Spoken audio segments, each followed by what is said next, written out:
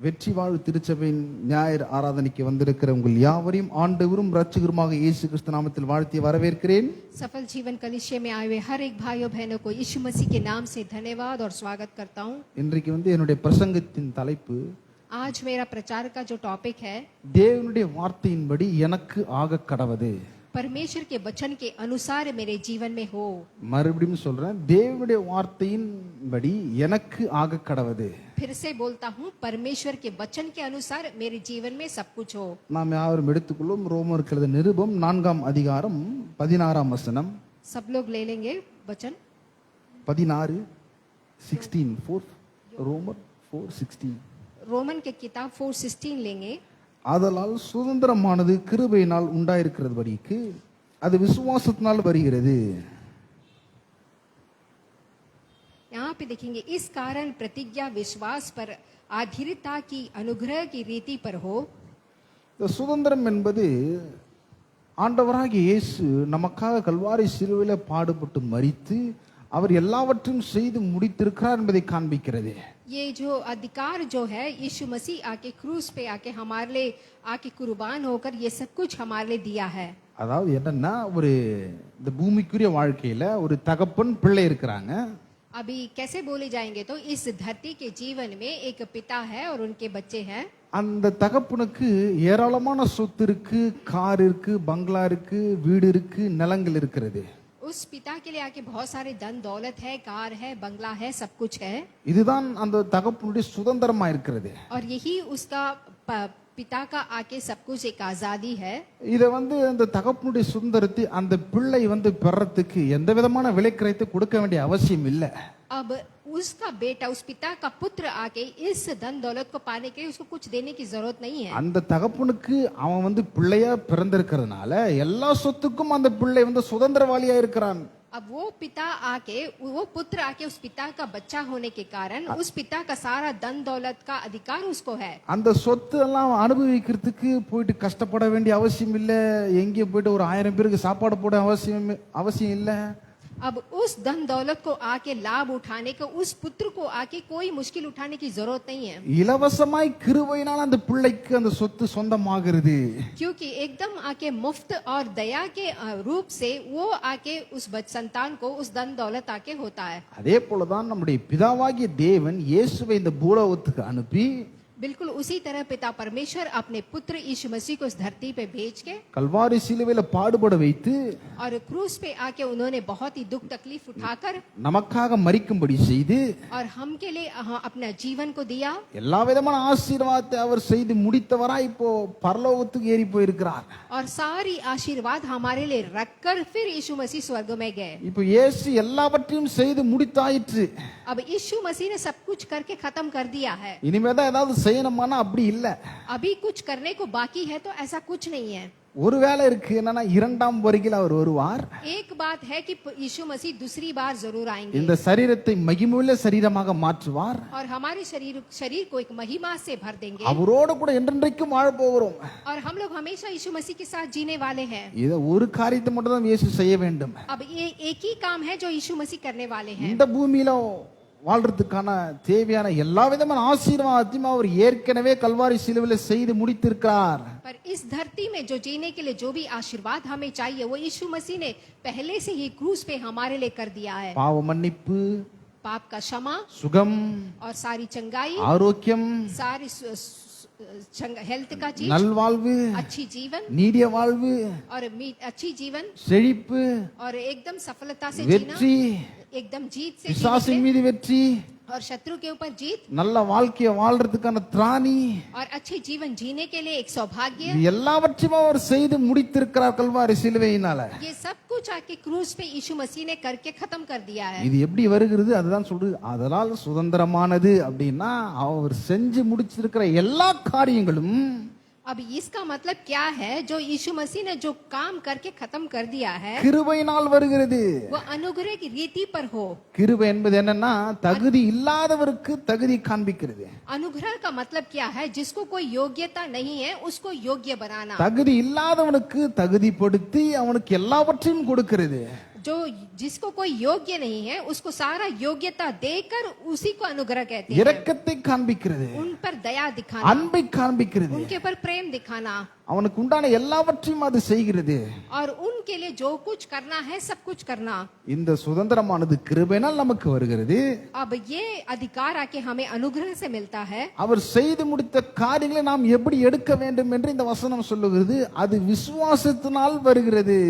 अब इस जो यीशु मसीह ने जो काम खत्म कर दिया उसको कैसे लेना, माने विश्वास से होता है. அநேக கிறிஸ்தவர்கள் இந்த கிறிஸ்தவ வாழ்க்கைய நல்லா வாழ்றதுக்கு தவறி விட்டுறாங்க. बहुत सारे मसीहा के लोग इस जीवन को अच्छे से जीने में एकदम हार जाते हैं அவங்க காரணத்தை சொல்றாங்க. और वो लोग एक कारण बोलते हैं பிசாசு தாங்க காரணம், और वो लोग कहते हैं शैतान ही उसका कारण है பில்லி சூனிய காரணங்க, और इसके लिए आके जादू टोना कारण है, அந்த மனுஷன் தான் காரணம். वो मनुष्य ही इसका कारण है. தேவனுடைய சித்தம் எப்போ அப்போ எனக்கு செய்யட்டுங்க. परमेश्वर का मर्जी क्या है करके बोलते हैं. இல்ல இல்ல, அவர் சுதந்திரமானது எல்லாவற்றையும் அவர் செய்து முடித்திருக்கிறார். पर यीशु मसीह ने जो कुछ हमारे लिए है वो सब कुछ करके खत्म कर दिया அதை है. நாம் விசுவாசித்து எடுக்க வேண்டும். अब हमारा काम क्या है, उसको विश्वास कर कर उसको लेना है. இது எல்லாவற்றையும் அவர் 2000 வருடங்களுக்கு முன்பாகவே செய்து முடித்திருக்கிறார். और ये सब कुछ 2000 साल पहले ही करके खत्म कर दिया है. இனிமே தான் செய்ய போறாரா? இல்ல. अब इसके बाद करना है तो ऐसा नहीं है. ஒருவேளை நீங்க நினைக்கலாம் அந்த கூட்டத்துக்கு போனா செய்வாருங்க, भले आप लोग सोचते होंगे अगर मैं उस प्रेयर मीटिंग जाऊंगा तो होगा क्या, இந்த பாஸ்டர் கை வச்சா செய்வாருங்க, अगर ये पास्टर मेरे सिर में हाथ रखेंगे तो होगा, உபவாசம் பண்ணா செய்வாருங்க, अगर मैं उपवास करूंगा तो होगा, நான் தவறாம எல்லா மீட்டிங்க்கும் வரேன் செய்வாருங்க. मैं हर एक प्रार्थना में आऊंगा फिर करेंगे. இல்ல இல்ல, கிரியைகளால் அல்ல, சுதந்திரமானது கிருபையினால் வருகிறது. ले आपके काम से नहीं बल्कि आपका अनुग्रह से विश्वास से हो गया है. இந்த கிருபையினால் வருகிறதை விசுவாசித்து நாம் எடுக்க வேண்டும். अब जो ये अनुग्रह से आता है आपके विश्वास से उसको लेना है. இந்த விசுவாசம் எப்பேற்பட்டதா இருக்கிறது என்பதை ரோமர் எழுதின நிருபம் 10ஆம் அதிகாரம் 17ஆம் வசனம் சொல்லுகிறது. अब ये विश्वास कैसा होता है कि रोमियो का किताब चैप्टर 10 वर्स 15 कहता है, 10:17 அதனால் விசுவாசம் கேள்வியினாலே வரும், கேள்வி தேவனுடைய வசனத்தினால் வரும். अतः विश्वास सुनने से और सुनना मसीहा के वचन से होता है. அங்க சொல்லப்படுகிறது இயேசு எல்லாவற்றையும் செய்து முடித்திருக்கிறார். अब हमने आके उस पहले वचन में देखा था कि यीशु मसीह ने सब कुछ करके खत्म कर दिया அது है கிருபையினால் நமக்கு கொடுக்கப்படுகிறது. और वो सब कुछ अनुग्रह से हमें मिला है. அதை நாம் எப்படி எடுக்க வேண்டும்? விசுவாசத்தால் நாம் எடுக்க வேண்டும். और उसको कैसे लेना है? विश्वास के जरिए लेना है. இந்த விசுவாசம் என்ன என்றது சொல்லப்படுது. விசுவாசம் கேள்வியினால் வரும். अब यहाँ इस वचन में विश्वास आके सुनने से होता है கேள்வி தேவனுடைய வசனத்தினால் வரும். और ये आके सुनना मसीहा के वचन से होता है. என்னன்னா தேவனுடைய வார்த்தையில எல்லா விதமான ஆசீர்வாதங்களும் இருக்கிறது.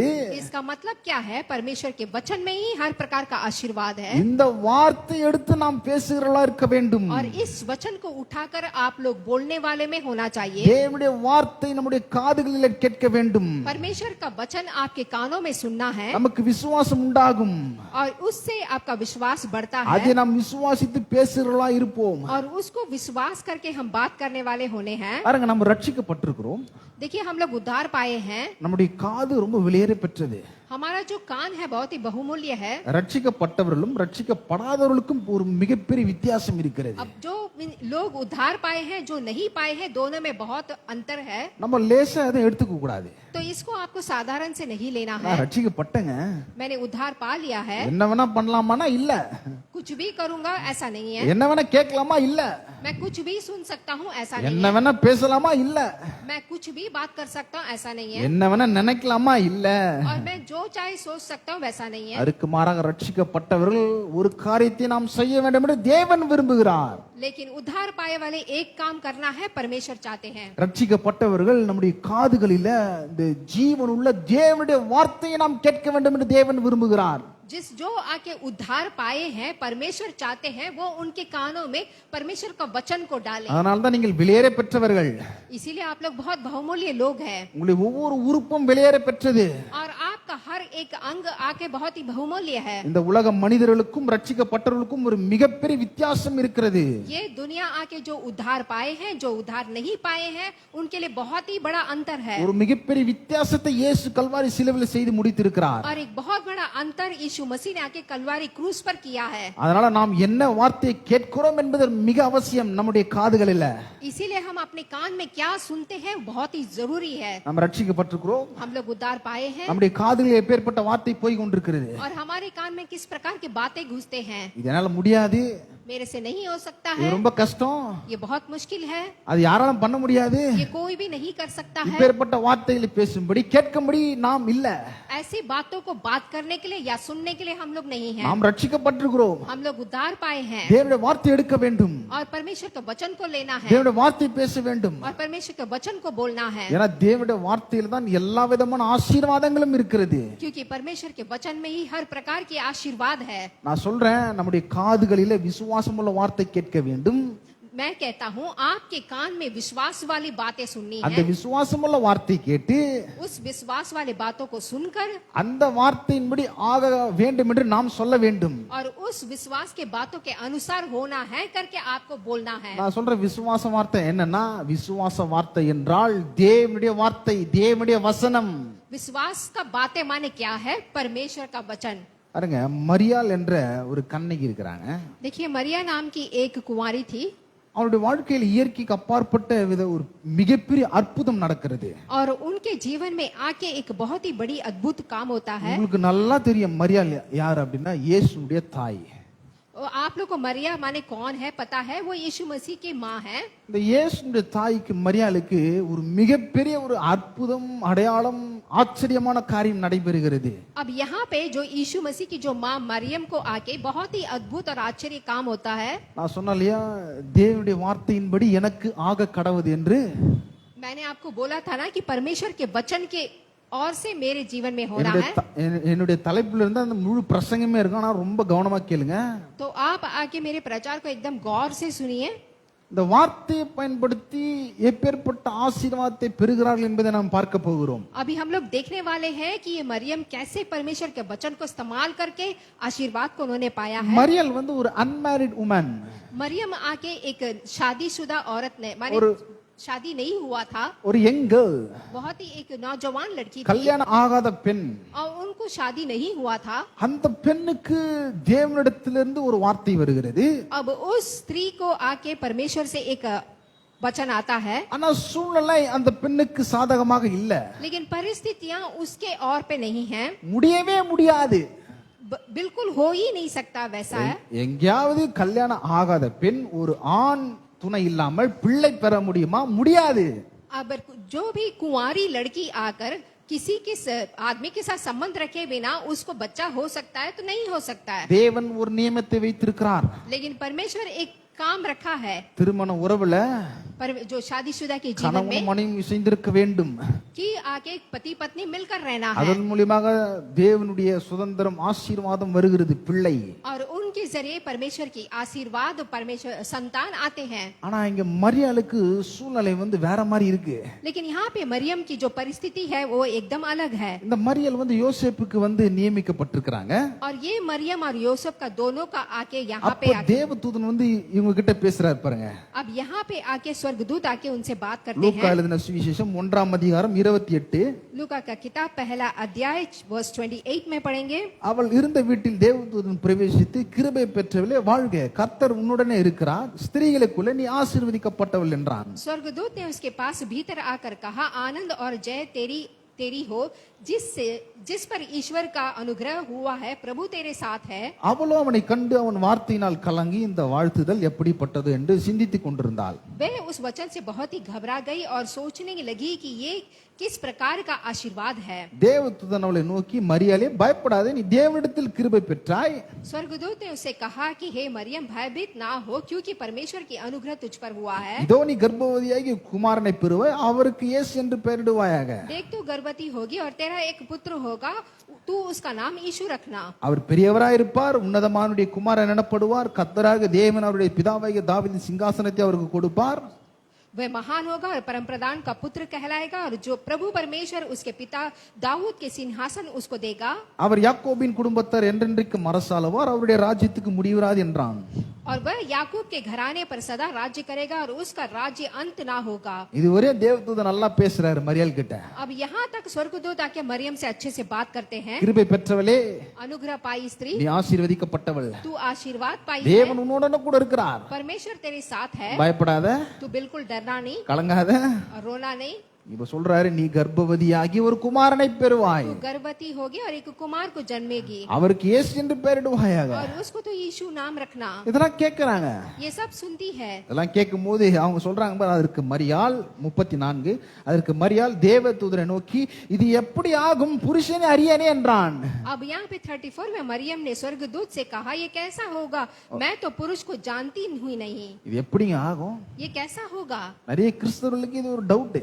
अब बहुत सारे मसीहा के लोगों को एक डाउट है यहाँ पे, எப்படி என் கணவர் ரட்சிக்கப்படுவார், कैसे मेरा पति उद्धार पाएगा, எப்படி என் கடன் தீரும், कैसा मेरा उद्धार खत्म होगा, எப்படி எனக்கு நல்ல திருமண வாழ்க்கை உண்டாகும், कैसे मेरी शादी होगी, எப்படி நான் நல்லா சம்பாதிப்பேன், कैसे मैं अच्छा कमाऊंगी, எப்படி நான் வாழ்க்கையில நல்லா வருவேன், कैसे मैं अपने जीवन में अच्छे से आऊंगी, எப்படி என்னோட வாழ்க்கையில இதெல்லாம் நடக்க மாட்டேங்குது.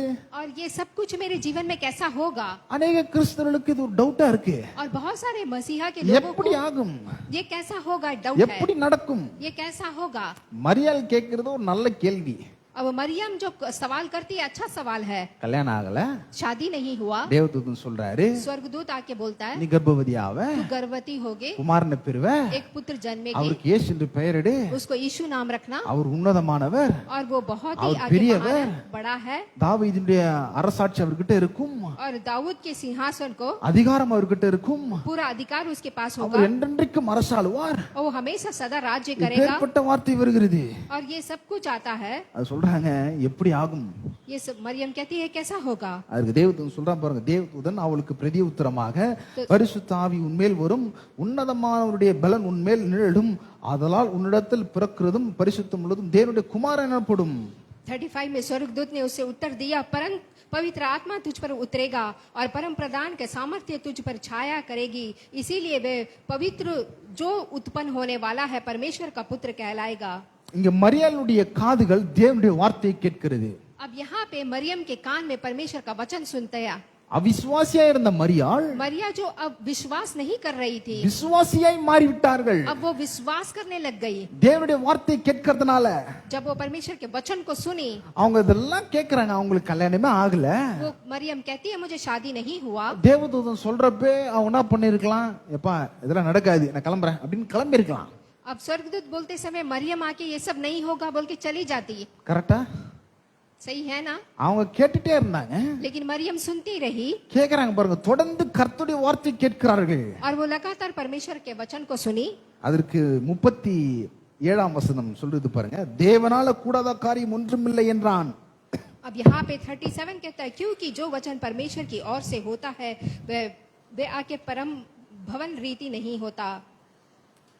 தேவனால கூடாத காரியம் ஒன்றுமில்லை என்றான். और यहाँ पे परमेश्वर से ऐसा कुछ काम नहीं है जो उनसे असंभव है. இங்க என்ன சொல்றார் தேவதூதன் மரியாள் இடத்துல?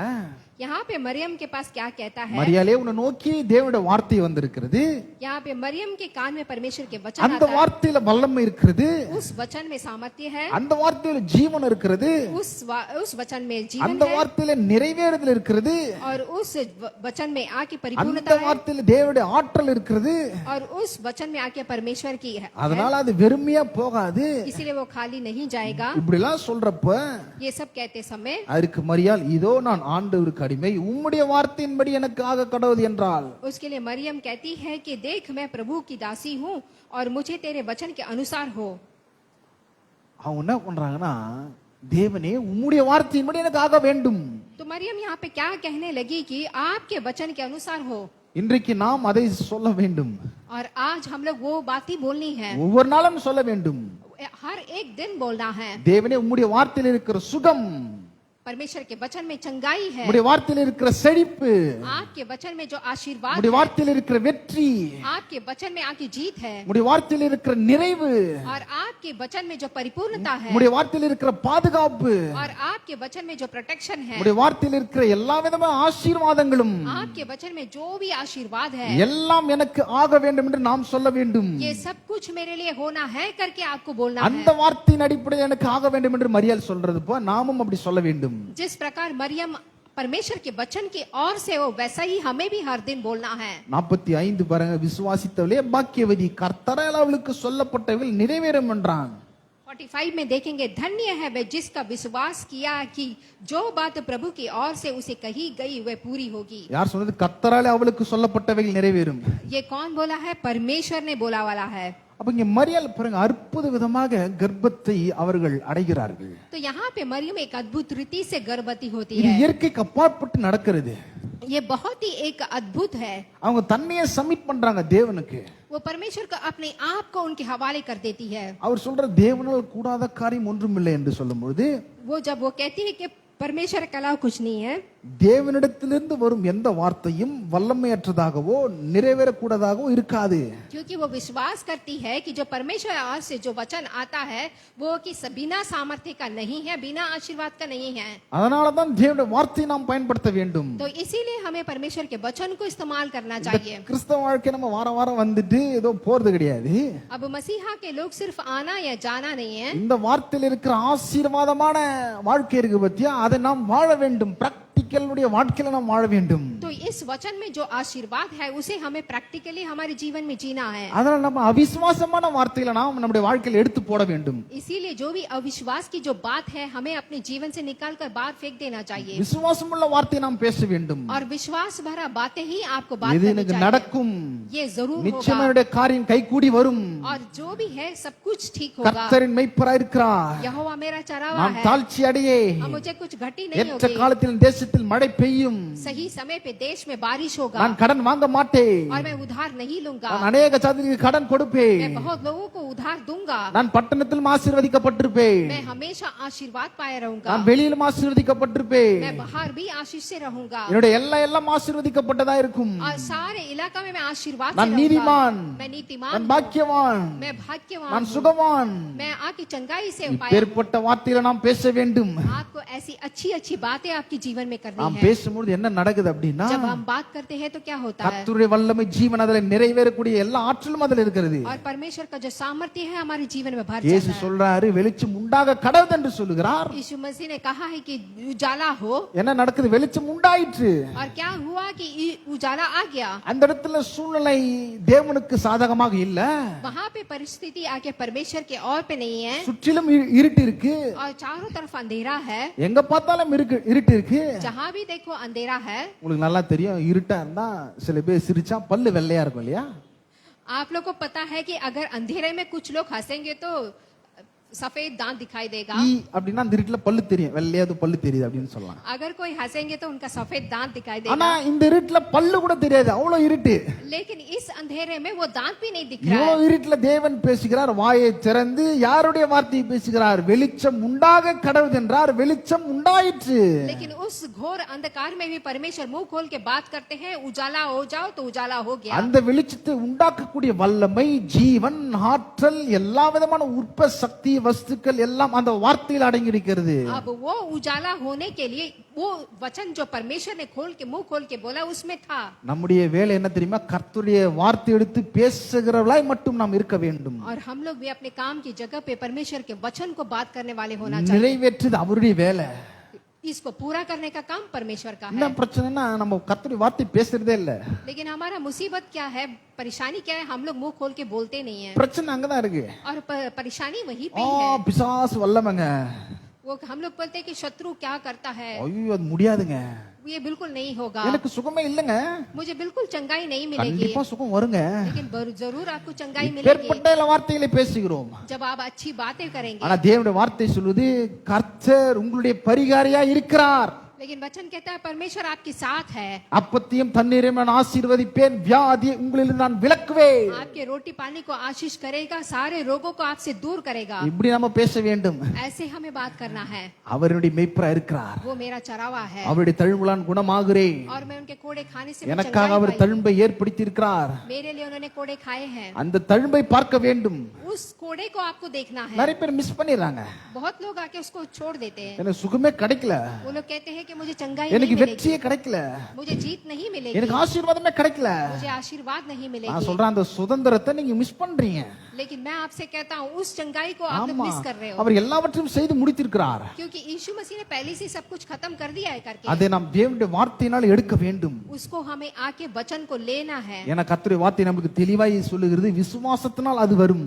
क्योंकि परमेश्वर का वचन कहता है विश्वास से ही होता है, தேவனுடைய வார்த்தையினால் வரும். परमेश्वर के वचन से आता है। மரியாளுக்கு இங்க சூழ்நிலை சாதகமா இல்ல, यहाँ पे मरियम को उसकी परिस्थिति उसके और से கல்யாணம் है, ஆகல, उसको शादी नहीं எந்த हुआ ஒரு பாலியல் உறவும் இல்ல. और उसके कोई भी रिश्ता नहीं था, அதுக்கு மாறாக இயற்கைக்கு அப்பாற்பட்ட விதத்துல தேவனுடைய வார்த்தை அவளுக்கு நிறைவேறுகிறது. लेकिन यहाँ पे बहुत ही सामर्थ्य से परमेश्वर का वचन उसके जीवन में पूरा होता है அற்புதத்தின் வார்த்தை அவளுக்கு உண்டாகிறது, और अद्भुत के बातें उसके जीवन में होती है அடையாளத்தை உண்டாக்கக்கூடிய வார்த்தை அவளுக்கு உண்டாகிறது. और एक चिन्ह का बातें उसके जीवन में आती அவன் है। வாயை திறந்து உம்முடைய வார்த்தையின்படியே எனக்கு ஆக கடவுள் என்றாங்க. वो मुंह खोल के बोलते हैं कि आपके वचन के अनुसार हो। அதே போலதான் நாமும் சொல்ல வேண்டும், बिल्कुल उसी तरह हमें भी बोलना है। கர்த்தாவே உம்முடைய வார்த்தையில் இருக்கிற மாதிரி எனக்கு உண்டாக வேண்டும். हमको बोलना आपके वचन के अनुसार मेरे जीवन में सब कुछ हो। பாருங்க, நான் ஒரு எடுத்துக்காட்டு போறேன் பாருங்க. என்னாகமும் एक और बोलेंगे जो कि नंबर्स का किताब, என்னாகமும் 13, चैप्टर 13। என்னாகமும் 13 உங்களுக்கு நல்லா தெரியும். என்னன்னா இஸ்ரேல் ஜனங்கள் அந்த கானான் தேசத்தை சுற்றி பார்க்க போறாங்க. तो यहाँ पे जो इसराइल के जनता आके कानान देश में जाते हैं, இந்த அதிகாரத்துல ஒரு 12 பேரை மோசே என்ன பண்றாருன்னா தெரிந்தெடுத்து அனுப்புகிறார். अब इस चैप्टर में आके 12 लोग को मूसा चुनकर भेजते அந்த हैं। தேசம் எப்பேற்பட்ட தேசம் என்று வேவு பார்க்க போறாங்க. वो लोग आके ये देश कैसा है करके वहाँ पे देखने जाते हैं। அப்ப அந்த வேவு பார்க்க போன மனுஷங்கள் 12 பேர் போனாங்க. जब वो जाके क्या है देखने के लिए 12 लोग गए थे, அங்க போயிட்டு சில காரியங்களை எடுத்துட்டு வராங்க. वहाँ से जाके कुछ चीजों को लेके आते हैं। திராட்சை கொடி எடுத்துட்டு வராங்க, वहाँ पे आके अंगूर लेके आते हैं அத்திப்பழம் மாதுளம்பழம் எடுத்துட்டு வராங்க. और वहाँ पे ऐसे कई प्रकार का फल लेके आते கிட்டத்தட்ட हैं। ஒரு மாசம் அந்த தேசத்துல தங்கி இருந்து சுத்தி பார்த்துட்டு எல்லாம் வராங்க. करीब 1 महीना उस देश में वो लोग ठहर कर सब कुछ देकर लेके आते हैं। அப்போ அவங்க ஒரு 10 பேர் என்ன பண்றாங்கன்னா அவிசுவாசத்தின் வார்த்தை பேசுகிறார்கள். अब यहाँ पे 10 लोग आकर अविश्वास की बातें करते हैं। அந்த அவிசுவாசமான பேச்சு எப்பேற்பட்ட பேச்சா இருக்கு பாருங்க. अब वो अविश्वास का जो बात है कैसा है देखिए, அவிசுவாசத்தின் வார்த்தைகள். वो आके अविश्वास की सारी बातें, இங்க தேவனுடைய வார்த்தை பேசல, यहाँ पे परमेश्वर के वचन को बात नहीं किया, விசுவாசமான வார்த்தை பேசல, विश्वास की बात नहीं की, அவிசுவாசமான வார்த்தைகள் பேசுறாங்க. अब विश्वास भरी बातें करने लग गई। அப்ப பாருங்க, நான் வாசிக்கிறேன் பாருங்க. 20 என்னாகமும் 13:28. चैप्टर 13 वर्स 28 पढ़ेंगे। ஆனாலும் அந்த தேசத்திலே குடியிருக்கிற ஜனங்கள் பலவான்கள், பட்டணங்கள் அரணிப்பானவர்களும் மிகவும் பெரியவர்களுமா இருக்கிறது. அங்கு ஏனாக்கின் குமாரரை கண்டோம். यहाँ पे परंतु उस देश के निवासी आके बलवान है और उसके नगर में आके गढ़वाले हैं। 29 அமலேக்கிய தென்புறமான தேசத்தில் குடியிருக்கிறார்கள். ஏத்தியரும் எபூசியரும் எமோரியரும் மலைநாட்டில் குடியிருக்கிறார்கள். கானானியர் கடல் அருகேயும் யோர்தான் அண்டையிலும் குடியிருக்கிறார்கள் என்றார்கள். दक्षिण देश में आके अमेलेक बसे हुए हैं और पहाड़ी देश में आके हित्ती, याबीसी और आके हेमोरी रहते हैं। அப்ப பாருங்க, காலேப் பாருங்க வார்த்தை எப்படி யூஸ் பண்றாரு பாருங்க. तो यहाँ पे देखिए वो कैसे आके शब्द को इस्तेमाल करते हैं। அப்பொழுது காலேப் மோசேக்கு முன்பாக ஜனங்களை அமர்த்தி, फिर बात पर कालेब ने मूसा के सामने प्रजा के लोगों को நாம் चुनते, உடனே போய் அதை சுத்தரித்துக் கொள்ளலாம், तो यहाँ पे आके अभी हम चढ़ गए நாம் करके, அதை எளிதாய் ஜெயித்துக் கொள்ளலாம் என்றான். तो यहाँ पे आके निसंदेह है करके बोलने लगे। தேவனுடைய வார்த்தை எப்படி இருக்கு பாருங்க. यहाँ पे देखिए परमेश्वर के वचन कैसा है। இங்க 10 பேர் சொல்றாங்க यहाँ पे 10 लोग कहते हैं முடியாது, नहीं हो सकता है। பலவான்கள், बहुत ही आके बलवान है நெடியாட்கள், और बहुत ही आके लंबे लोग हैं பெரிய பட்டணம், और बड़ा नगर है, என்னால முடியாது, मुझसे बिल्कुल नहीं होगा। இப்படி 10 பேர் சொல்றாங்க. ये 10 लोग कहते हैं। இது தேவனுக்கு ஏற்ற வார்த்தையா? ये आके परमेश्वर के और से वचन नहीं है। இந்த சொல்லுகிற ஜனங்கள் யார் தெரியுமா? உடன்படிக்கையின் ஜனங்கள். और ये जो कहते हैं, जो आके ये लोग आके मसीहा के लोग இந்த हैं। ஜனங்களை தேவன் அற்புத விதமாக வனாந்தரத்தில் நடத்தினார். और इन लोगों को आके अद्भुत रीति से परमेश्वर ने चलाया है। கற்பாரிலிருந்து தண்ணீரை வரவழைக்கிறார். पहाड़ से आके पानी आया, வானத்திலிருந்து மன்னாவை கொடுக்கிறார். आसमान से आके मन्ना से खिलाया, அவர்களை சுற்றி சூழ்ந்து தேவன் இருக்கிறார். और उनको घूमकर परमेश्वर उनके साथ முன்பாக है। பின்பாக आगे पीछे हर வலதுபுறம் இடதுபுறம் दाहिने और बाएं और இவர்களோட கூட தேவன் இருக்கிறார். उनके साथ परमेश्वर இவர்களை है। அந்த இடத்துக்கு கொண்டு போகிறார். और परमेश्वर उस जगह पे उनको लेके जा ஆனா रहे हैं। இவங்க சொல்ற வார்த்தை அவிசுவாசமான வார்த்தையா இருக்குது. लेकिन ये लोग अविश्वासी की बात करते हैं। அதை கேலப் சொல்றான் பாருங்க. तो यहाँ पे क्या कहता है देखिए, கேலப் சொல்றாரு, எல்லாம் அமைதியா உட்காருங்க, यहाँ पे काले बोल रहा है कि सब लोग आके बैठ जाओ, நாம் உடனே போய் हम आके अभी चढ़ के அதை சுதந்தரித்துக் கொள்வோம், उस देश को आके अपना कर लें, நாம் அதை எளிதாக ஜெயித்துக் கொள்ளலாம் என்றான். और वह निस्संदेह हम ऐसा ही करेंगे। இது தேவனுடைய வார்த்தை. और यही परमेश्वर का वचन है। பாருங்க, தொடர்ந்து அவிசுவாசமான வார்த்தை எப்பேற்பட்டதா இருக்கிறது. उसके बाद अविश्वास की बात कैसा है देखिए, 31 வாசிக்கிறேன். அவனோடு கூட போய் வந்த மனிதரோ, நாம் போய் அந்த ஜனங்களோடு எதிர்க்க நம்மாலே கூடாது, அவர்கள் நம்மை பார்க்கிலும் பலவான்கள் என்றார்கள். यहाँ पे वर्स आके 31 में देखते हैं, पर जो पुरुष उसके संग गए थे उन्होंने कहा कि उन लोगों पर चढ़ने की शक्ति हम में नहीं है। அவன் சொல்றாங்க, நான் போயிட்டு வந்தேங்க, वो कहते हैं कि मैं जाकर आया, அவங்க நம்மை பார்க்கிலும் பலவான்கள், वो हम लोग से भी बहुत ही शक्तिशाली है, அவன் முன்னாடி நிக்க முடியாது, हम लोग उसके सामने खड़े नहीं रह सकते। இப்படியே சொல்றாங்க. ऐसा ही कहते हैं। அந்த தேசம் பட்சிக்கலை, அதாவது குடிகளை பட்சிக்கிற தேசம். और वो आके बहुत ही शक्ति से भरा देश है। நாங்கள் அதுல கண்ட ஜனங்கள் எல்லாரும் மிக பெரிய ஆட்கள். और वहाँ पे जो भी लोग हैं सब लोग बहुत ही बलवान हैं। அங்கே ராட்சத பிறவியான ஏனாக்கிய குமார ராட்சதரையும் கண்டோம். और वहाँ पे आके उस सामने देश के जिसका भेद उन्होंने लिया था, நாங்கள் எங்கள் பார்வைக்கு வெட்டிகளை போல் இருந்தோம், और वहां से आके वो लोग आके निकल के आ गए करके அவர்கள் बोले। பார்வைக்கும் அப்படி இருந்தோம் என்று சொல்லி तो आगे आप देख रहे हैं कि वो कैसे अविश्वास की बातें करते हैं। என்ன சொல்றாங்க என்று சொல்லி சொல்றாங்க, அவிசுவாசமான வார்த்தைகளை சொல்றாங்க. वो लोग क्या है कि अविश्वास की बातें करते அங்க हैं। ஏனோக்கின் குமாரரை பார்த்தோம், वहां पे आके सारे அவங்க निवासियों को देखा, ராட்சதமா இருக்கிறாங்க, बहुत बड़े हैं वो लोग, அவங்க பார்வைக்கு நான் வெட்டி கிளிங்க, और उनके सामने में एक छोटा सा कीड़ा के நான் समान हूँ, மண்புழுங்க, और एक कीड़ा के समान நான் हूँ, காக்கா குருவிங்க. और मैं एक चिड़िया हूँ। இத சொல்றதுக்காக தேவன் இவளை அழைத்தார். ये सब बोलने के लिए परमेश्वर ने नहीं बुलाया है। அவிசுவாசமான வார்த்தைகளை பேசுகிறார்கள், यहाँ पे लोग अविश्वास की बातें करते हैं, துர்ச்செய்தியை பரப்ப செய்கிறார்கள். और वो लोग बुरे समाचार को फैलाते இந்த हैं। வார்த்தைகளை கேட்டு ஜனங்கள் மனமடிந்து அழுகுறாங்க. अब इस बात को सुनकर इस्राएल के लोग बहुत ही डर के रोते हैं। காலேபும் யோசுவா மற்றும் விசுவாசமுள்ள வார்த்தையை பேசுகிறார்கள். यहाँ पे कालेब और यूसुफ अकेले बात करते हैं अच्छे நான் से। உடனே போவேன், हम लोग तुरंत गए நான் हैं, உடனே ஜெயிப்பேன், और मैं जरूर நான் அதை जीतूंगा, சுதந்திரித்துக் கொள்ளுவேன், और मैं उसको अपना लूंगा, ஈஸியா ஜெயிக்கலாம், इसी से जीत सकते हैं। இப்படி சொல்றாங்க. और यही बोलते हैं। தொடர்ந்து நீங்க 14ஆம் அதிகாரம் 1ஆம் வசனம் வாசிக்கிறேன். उसके बाद आप आके 14 अध्याय 1 அப்பொழுது சபையர் எல்லாரும் கூக்குரலிட்டு புலம்பினார்கள், ஜனங்கள் அன்று ராம் முழுதும் அழுது கொண்டிருந்தார்கள். तब सारी मंडली चिल्ला उठी और रात भर वे लोग रोते रहे। என்ன நடக்குது அப்படின்னா, क्या आपको समझ में आता है? ராம் முழுதும் அழுகுறார்கள். वो लोग रात भर रोते रहे। அதை நீங்க யோசிச்சு பாக்குறீங்களா? तो आप जरा सोच के देखिए எப்படி இருந்திருக்கும் அப்படின்னு. कैसे होगा। ஓன்னு அழுதுருப்பாங்க. सब लोग रोए हैं, கிட்டத்தட்ட 20 லட்சம் பேர் இருக்கிறாங்க, करीब 20 लाख लोग थे, எல்லாரும் அழுகுறாங்க. और सब लोग रो रहे हैं, ஐயோ அப்படி அழுகுறாங்க.